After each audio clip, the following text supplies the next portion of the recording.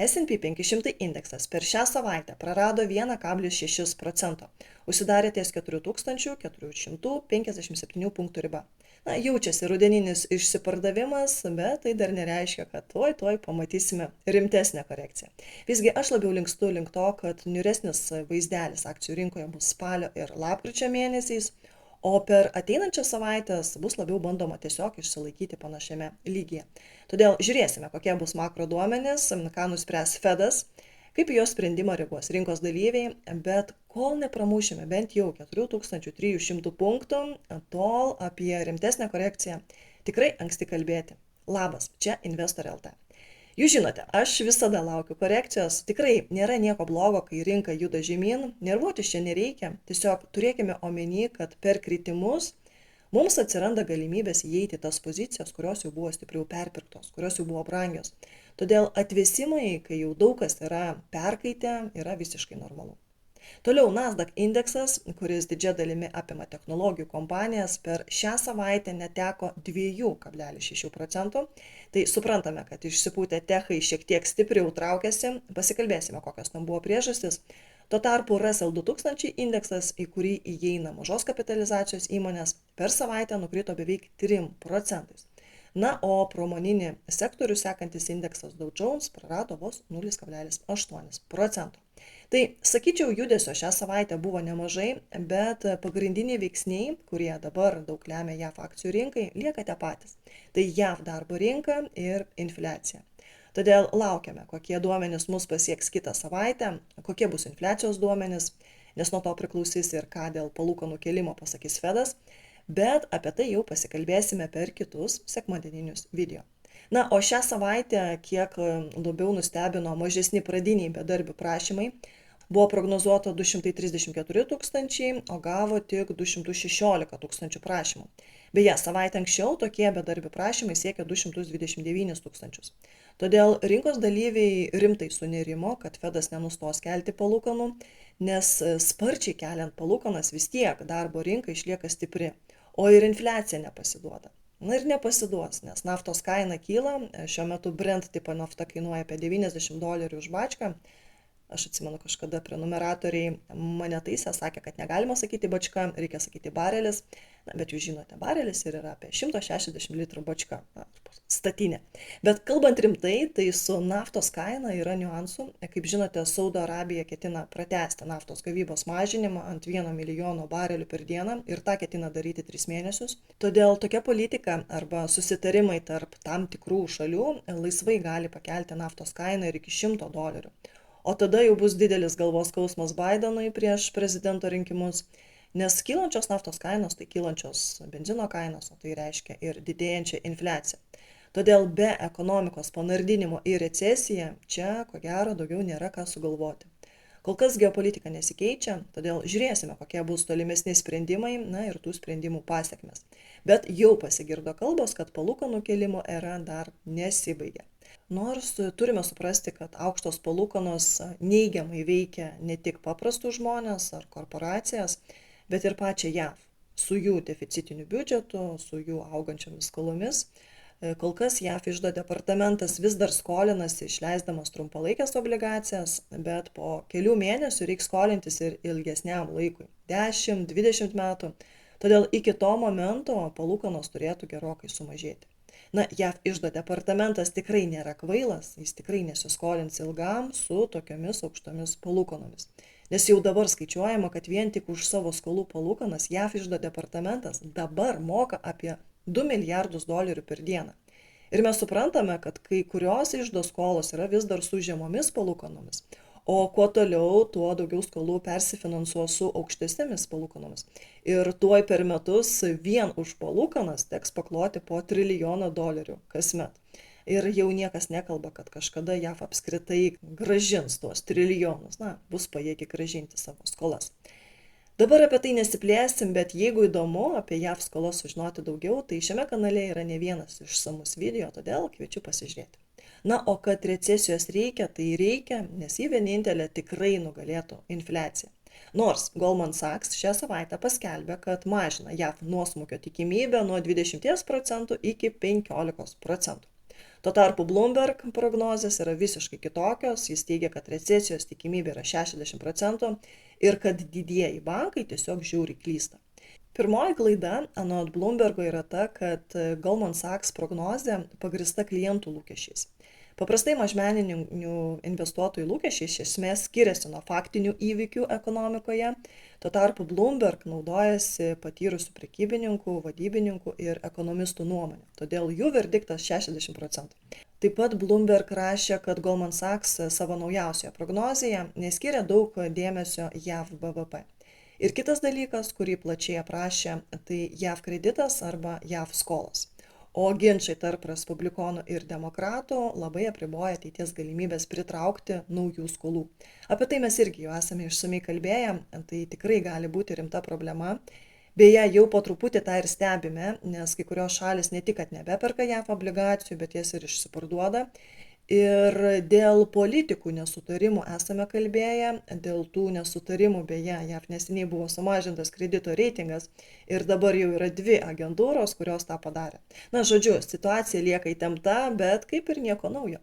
Judėkime toliau. Visgi pagrindinė naujiena, kuri šią savaitę sudrebino rinkas, buvo susijusi su Kinija ir kompanija Apple. Kaip matote, Apple per savaitę neteko daugiau nei 5%. Iš tikrųjų, kompanija vos per 2 dienas prarado beveik $200 milijardų rinkos vertės. Kodėl? Todėl, kad Kinija uždraudė centrinės valdžios agentūrų darbuotojams naudotis iPhone'ais. Ir klausimas, ar šitas draudimas neišsiplės. Na, kol kas, kaip minėjau, draudimas taikomas tik valstybės tarnautojams, valdiškoms įmonėms ar valstybės remiamiems subjektams, bet negali žinoti, kaip įvykiai rutuliosis toliau. Bet kuriuo atveju tai gali būti labai rimta, iPhone išlieka didžiausias verslas Apple kompanijoje, jis atneša 52% bendrovės pajamų, o Kinija yra didžiausia užsienio rinka, nes Apple gauna iš ten apie 19% visų pardavimo pajamų. Ir skaičiuojama, kad po šio draudimo iki 1% Apple netektų tų pajamų, nors yra skaičiavimų ir iš to pačio Morgan Stanley, kuris prognozuoja, cituoju, kad dėl iPhone naudojimo apribojimų valstybės tarnautojams Kinijoje Apple pajamos šiais metais sumažės daugiausia 4%. Nors analitikas priduria, kad akcijų nuostoliai buvo perdėti, nes jis nemato, kad apribojimai sukels rimtų nuostolių. Na, pasižiūrėsime. Manau, kad daug kas priklausys nuo to, koks yra galutinis tikslas. Todėl čia dar gali būti įdomių dalykų. Kita naujiena, kuri turėjo įtakos JAV čipų gamintojams, irgi susijusi su kiniečiais, kompanija Huawei pristatė naująjį išmanų telefoną Mate 60 Pro, kuris sukėlė nemažą ažiotažą, nes pasirodo, kad kiniečiai sugeba patys savo gamykloje pasigaminti 7 nanometrų čipą. Kaip rašė Reuters, tai yra milžiniškas technologijų šuolis Kinijoje ir nepaisant visų JAV draudimų. Žinote, buvo uždrausta siųsti Kiniją ir prekiauti su kinais aukštomis technologijomis. Pamenate, neseniai kalbėjomės apie čipų draudimus, kurie įsigalios nuo kitų metų. Todėl visos kinų technologijų milžinės stipriai užsiprekino, kol draudimai neįsigalioja. Bet čia pasirodo yra visai kitas dalykas, nes kinai patys puikiai gali tas technologijas susikurti. Aišku, tai yra tik 7 nanometrų čipas, Amerika jau 2 nanometrų čipus gamina, bet ir 7 nanometrai yra labai reikšmingas pasiekimas. Inteliui, jeigu sekate mano video ne 1 metus, tai pamenate, mes kalbėjome apie jų čipus ir kad Intel ilgai reikėjo siekti tos technologijos, jis ilgą laiką atidėdavo pristatymą, tada pagal šias technologijas jisai stipriai nusileido AMD kompanijai. Na, bet štai dabar Intel žaliuoja, visgi jo verslas nėra toks priklausomas nuo Kinijos, todėl šią momentę jo akcijos atrodo stipriau nei kitų čipų gamintojų. Ir kaip rašo Reuters, nepaisant to, kad JAV įvedė apribojimus siekiant sulėtinti Kinijos pramonės plėtrą, matyti, kad dabartiniai pasiekimai rodo, kad draudimai yra neveiksmingi. Ir Kinija planuoja skirti $40 milijardų čipų gamybai plėtoti, o tai per ateinančius metus įneš naują indėlį, rašo Reuters. Todėl matome, kaip šiame fone koregavosi JAV čipų gamintojos, išskyrus Intel, kuris per savaitę pakilo 8%. Kita įdomi naujiena, nors gal jau ir nebe tokia naujiena, nes apie ARM IPO nekartą esame kalbėję, bet žinia ta, kad šią savaitę Didžiosios Britanijos čipų ARM paskelbė IPO kainų diapazoną. Tai britų čipų kūrėja ARM, priklausanti Japonijos kontroliuojančiai bendrovei SoftBank, IPO metu planuoja akcijas platinti nuo $47 iki $51 už akciją. Ir skaičiuojama, kad jos kapitalizacija sieks iki $52 milijardų. Planuojama, kad ji bus įtraukta į Nasdaq sąrašą. Galutinę IPO kainą planuojama nustatyti rugsėjo 13 dieną. Ir yra kalbama, kad ir Apple, ir Google, ir Nvidia, ir Samsung, Intel, TSM kompanijos planuoja už IPO kainą įsigyti iki $735 milijonų vertės ARM akcijų. Bet SoftBank vis tiek valdys 90,6% įmonės, pati ARM negaus jokių pajamų iš IPO. Na ir ARM Holdings teigia, kad tikisi 11% pajamų augimo kitais metais ir apie 20% augimo 2025. Na tikrai ambicingi augimai numatyti, panašu, kad jos čipai ir duomenų centrams ir dirbtiniam intelektui bus reikalingi. Priminsiu, kad nuo 1998 iki 2016 metų ARM akcijomis buvo prekiaujama Londono vertybinių popierių biržoje ir Nasdaq, bet 2016 metais Japonijos SoftBank nusipirko čipų gamintoją už $32 milijardus ir padarė šią įmonę privačia. Judėkime toliau. Daug diskusijų sukėlė Tesla kainodara, panaši diskusija neaplenkė ir mūsų bendruomenės Facebook'e. Na ir labai smagu, kad dalinamės, ginčijamės, nes tokiu būdu mes galime pamatyti platesnį lauką. Man pačiai labai patinka Tesla ir Elonas Muskas labai patinka, bet dėja dabar situacija yra tokia, kokia yra. Tesla toliau mažina Model S ir X kainas. Šią savaitę pasirodė antraštės, kad jų automobilių kainos mažinamos nuo 15 iki 19%, priklausomai nuo modelio ir apdailos. Ir toks kainų kritimas vyksta ne tik Amerikoje, bet panašios nuolaidos yra pasirodžiusios ir Europoje, ir Kinijoje. Ir nors mažesnės kainos yra puikus dalykas būsimiems vartotojams, bet dėja esami Tesla savininkai išreiškė nepasitenkinimą dėl kainų kritimo. Ne tik rašė piktus laiškus pačiam Muskui, bet ir reikalavo kompensacijų. Judėkime toliau. Dabar Blitz naujienos. Kompanija Airbnb, tikeris ABNB, bus įtraukta į S&P 500 indeksą, kaip ir kompanija Blackstone, tikeris BX. Kompanija Roku sumažins 10% darbuotojų skaičių, nes imasi veiksmų, kad sumažintų veiklos sąnaudas ir padidintų augimo tempus lyginant su praėjusiais metais. Kompanija Moderna atnaujino COVID vakciną, kuri bus veiksminga ir prieš naują COVID variantą. Kompanija AMC Entertainment AMC užregistravo papildomą 40 milijonų akcijų emisiją. Tuo tarpu JAV belaidžio ryšio operatorius T-Mobile trečiadienį paskelbė apie tolimesnę buybacko programą, kuri patvirtinta iki 2024 metų gruodžio 31 dienos. Programa siekia iki 19 milijardų JAV dolerių.